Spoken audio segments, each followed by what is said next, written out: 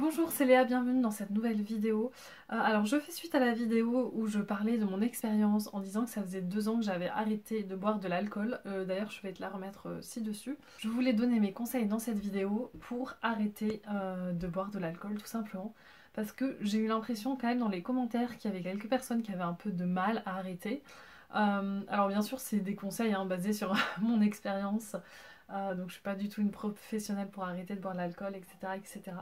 Mais du coup, je te les donne dans cette vidéo. Alors moi, le premier conseil que je donne à chaque fois aux gens qui veulent arrêter, c'est de lire le livre d'Alen Carr. Alors là, c'est pas le livre sur l'alcool, c'est un autre livre, parce qu'en fait, Alen Carr, il a fait un livre pour en finir avec la cigarette, et là, celui-ci, c'est également sur le poids. Voilà, donc moi, en finir à la cigarette, je l'ai jamais lu, parce que tout simplement, j'ai jamais fumé. Et moi, j'ai juste acheté donc celui sur l'alcool et celui pour le poids, parce qu'à un moment, je voulais perdre du poids. Donc ces livres sont des best-sellers, ils sont super bien vendus. Alors du coup, niveau prix, en plus, c'est vraiment pas cher. Je crois que c'est maximum 8 € parce que ce sont des livres de poche, donc je trouve qu'il faut vraiment pas s'en priver. Et donc, ce qui était pas mal avec le livre sur l'alcool, ce qui est assez intéressant, et c'est toujours un peu comme ça qu'il fait aussi, il le fait aussi avec le poids, avec la cigarette. Il va faire un reset par rapport à notre cerveau, il va effacer toutes nos croyances qu'on a, tout ce qu'on pensait par rapport au sujet, donc là notamment avec l'alcool, vraiment hop, il fait le tri. Et ce qui fait qu'on a après un totalement nouvel état d'esprit par rapport à l'alcool, ça nous change la manière de voir ça, etc. etc.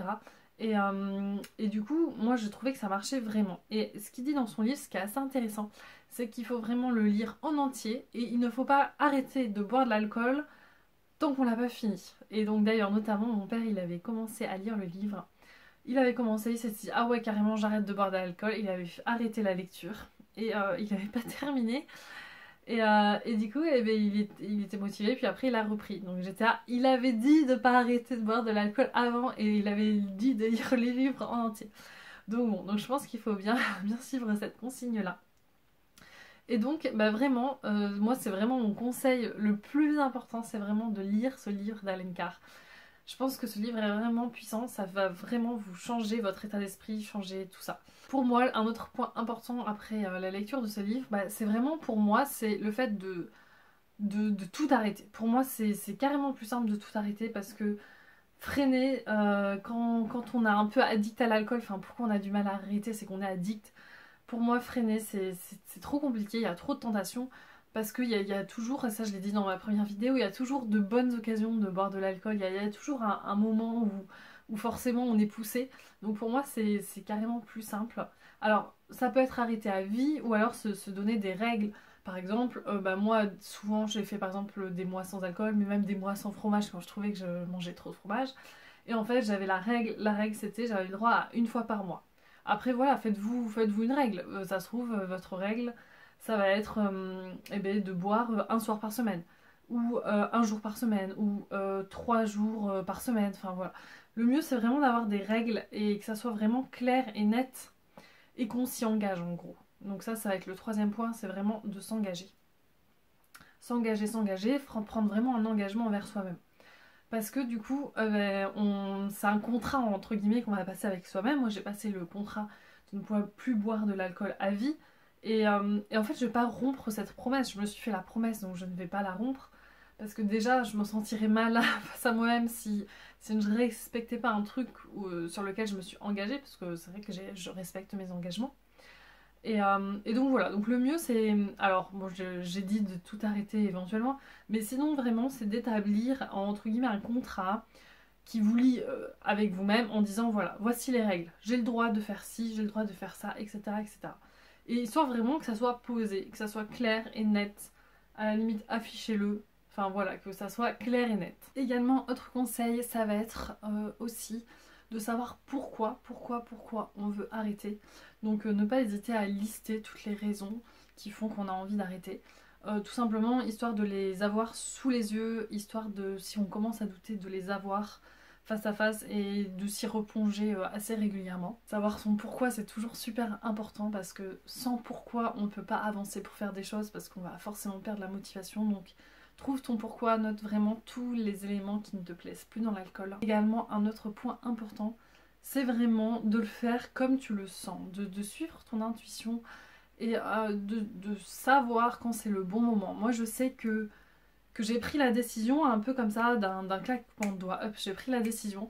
Mais pourquoi? Parce qu'en fait j'avais une accumulation de regrets en fait. J'avais toujours des regrets à chaque fois que je buvais. Et, euh, et en fait je m'étais jamais vraiment dit que j'allais arrêter, ça m'était pas venu à l'idée. J'ai fait très souvent des mois sans alcool, un mois sans alcool, 2 mois sans alcool, 3 mois sans alcool, ça j'ai fait vraiment. Mais, euh, mais c'est vraiment que quand j'ai senti que c'était le bon moment, que quand j'ai senti que j'avais que des regrets, que des désavantages, que du coup bah, j'ai vraiment pris la décision. Donc j'aurais pas pu la prendre plus tôt parce qu'en fait j'étais pas du tout prête. Donc je pense que le bon moment, tu sentiras quand c'est le bon moment. Et un peu comme le pourquoi en fait. Ton pourquoi, il faut vraiment qu'il soit motivant. Parce que sinon tu n'auras pas du tout envie de le faire en fait. C'est un peu comme des gens qui veulent perdre du poids. Il faut... Enfin je prends l'exemple sur la perte de poids. Il faut vraiment, je pense, savoir pourquoi en fait. Pourquoi on a envie. Pourquoi on a envie. Si c'est juste comme ça, bah, on va pas forcément avoir envie de se lever par exemple pour faire du sport ou réduire ses portions de nourriture parce qu'on n'a pas la motivation nécessaire. Donc voilà, donc il faut sentir le bon moment, sentir le pourquoi. Et après, bah, je reparle du livre d'Alain Carr parce que ça va vraiment reprogrammer le cerveau. Et c'est bien de le lire en premier, je dirais, parce qu'en fait, on va trouver des raisons qu'on ne trouvait pas avant. Enfin, on va se rendre compte de choses qu'on ne se rendait pas compte avant, et c'est vraiment la programmation du cerveau. Et ce qu'il y a de bien avec ces méthodes, je reviens sur ça, c'est que c'est vraiment dans le plaisir, c'est basé sur le plaisir en fait. C'est pas du tout basé sur le négatif, bah voilà, ça nous manque, on est frustré, etc. Enfin, on le voit bien en fait, par exemple, avec la couverture de celui-ci. La nana, quand elle est un peu plus ronde, bah, elle est triste, elle est pas bien. Et après, la nana mince, elle est trop contente en fait, elle est trop joyeuse. Et c'est vrai que souvent il y a des gens qui disent ah ben c'est dur d'arrêter la cigarette, c'est dur d'arrêter de boire de l'alcool et tout, mais non en fait c'est facile. Enfin moi en tout cas je trouve ça facile.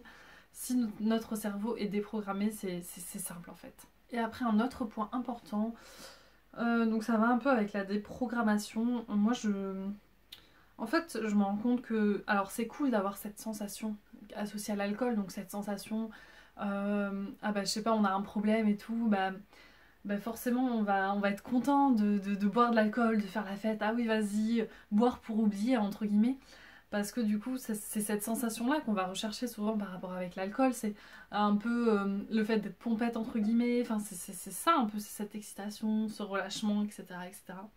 En fait quand on se rend compte que c'est faux, que c'est du faux en fait, on va être joyeux quand on boit de l'alcool, mais c'est de la fausse joyeuseté en fait, parce qu'à la base on ressent pas vraiment ce sentiment, c'est cet alcool qui nous fait ressentir.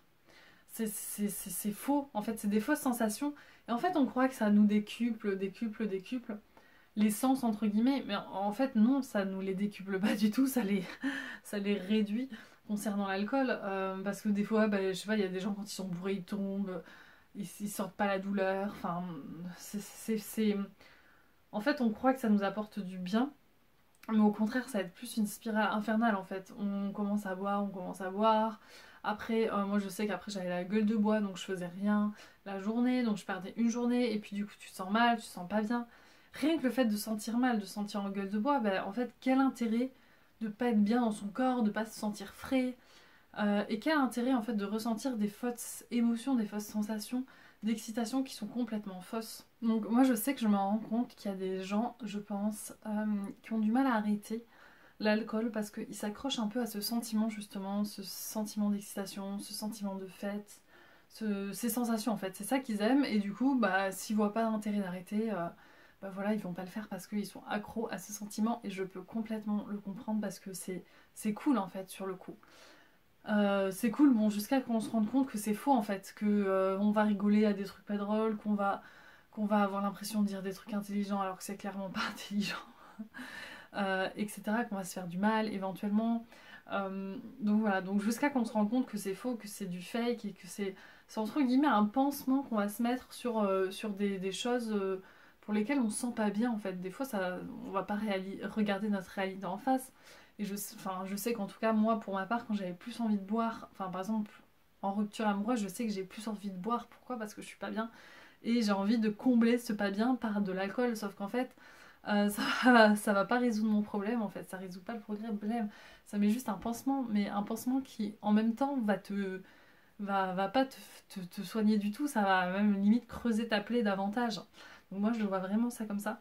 Et donc pour parler de cette sensation à laquelle je pense on est accro parce que c'est pour ça qu'on boit, ben, je trouve qu'on peut très bien la ressentir sans boire. On peut très bien avoir l'impression d'être bourré, ça me fait rigoler, sans boire. On peut avoir cette euphorie. Moi je sais que j'avais déjà vu qu'il y avait des tests qui avaient été faits en fait, un peu comme l'effet placebo, qu'il y avait des gens qui avaient été dans un bar et qui buvaient, soirée limitée, ouais c'est cool, on boit plein de bières. Et en fait ces bières au final elles n'étaient pas du tout alcoolisées et ils avaient eu quand même cette sensation d'alcool entre guillemets, cette sensation d'euphorie. Et je sais d'ailleurs une fois ma colocataire ça m'avait fait rire parce que moi à l'époque j'achetais plus des bières sans alcool. Je buvais encore mais j'achetais des bières sans alcool pour boire moins justement.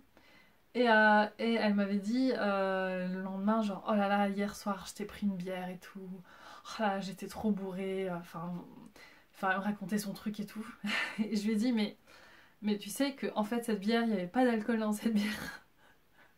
Elle était vraiment persuadée d'avoir bu et qu'elle était fatiguée, enfin, et vraiment elle en était persuadée, elle était là, ok d'accord, en fait j'étais pas bourrée, j'ai pas bu, j'ai pas bu d'alcool en fait. Et bon, donc du coup ça montre bien qu'on peut avoir cette sensation sans que ça soit vraiment de l'alcool véritable, si on trompe notre cerveau bien évidemment. Et moi je sais que le fait rien d'avoir des bulles, tout de suite ça apporte de l'excitation, je vais avoir l'impression que ça me monte un peu à la tête. C'est pour ça que des fois la bière sans alcool ça me plaît bien parce que j'ai l'impression de boire et tout alors que pas du tout. Et aussi une fois avec ma colocataire, ce qu'on avait fait c'est que du coup en fait on faisait semblant d'être bourré. Donc quel intérêt? Bah, juste ça nous faisait rigoler. En gros on dansait, on était dans un bar et tout et puis bah, les gens étaient un peu plus bourrés que nous et nous non. Mais du coup on s'est mis dans l'ambiance, on dit ah, vas-y si on faisait semblant qu'on était un peu pompette quand on dansait, juste pour faire croire ça aux gens entre guillemets quoi. Et en fait, du coup, on a commencé à faire les trucs genre on buvait, on était enfin, on faisait un peu semblant de rigoler. Et du coup, ça nous faisait rire de faire semblant de rigoler. Après ça, on se tapait des fous rires comme des folles. En mode, ben, enfin, on avait l'impression vraiment, là j'en parle, j'étais chez les smiles et tout, et on faisait semblant que ça, et c'était drôle, et en même temps on avait cette sensation aussi d'excitation, et enfin la sensation qu'on a quand on sent un peu l'alcool nous monter au cerveau, alors que pas du tout. Donc tout ça pour dire qu'on peut très bien avoir cette sensation-là, même sans boire de l'alcool, il suffit juste de se programmer entre guillemets, ou il suffit juste un peu de se forcer quoi, enfin de se forcer au début, tu te forces, tu vois, t'es là avec ton verre, tu bois, et t'es là, ah oui, oh, et après ça te fait rigoler parce que tu te dis mais c'est complètement bête de faire semblant que t'es bourré, c'est complètement bête le truc qui sert à rien, mais je sais pas, du coup bref, tu rigoles, enfin bon bref. Donc voilà, bon c'était juste pour illustrer le fait qu'on peut avoir quand même ces sensations, qu'on peut les avoir, mais tout en étant bien dans son corps, bien avec soi-même, parce que bah, je suis désolée, mais toute cette dose d'alcool, clairement, ça fait pas du bien à notre corps, ça fait pas du bien à notre foie. C'est toute cette dose qu'on met, qu'on ingurgite. Si on boit une bouteille de vin, tout ce vin passe dans notre corps, et c'est un peu too much, c'est un peu trop, quoi. Enfin, quel intérêt de mettre tout ça? Je sais qu'il y a des gens, en plus, ils vont être... ça, des fois, c'est un peu la contradiction. Il y a des gens, ils font super gaffe à tout ce qu'ils mangent, ils font du sport, tout ça, mais alors pas quand on va au niveau de l'alcool, alors là c'est... Mais je suis désolée, si tu prends soin de toi, de ton corps, comment tu peux mettre tout cet alcool dans toi en fait? Tout ça c'est juste vraiment pour la sensation, tout simplement. Donc voilà, donc c'était pour ça que j'ai donné un peu mes conseils pour avoir un peu cette sensation. Voilà, et bien écoute, c'était Léa, c'était mes conseils pour arrêter de boire de l'alcool, donc c'est les miens, donc ils peuvent être tout pourris, et n'hésite pas à toi à partager ton expérience dans les commentaires, à dire tes conseils éventuellement si tu en as, et je te dis à très vite, salut!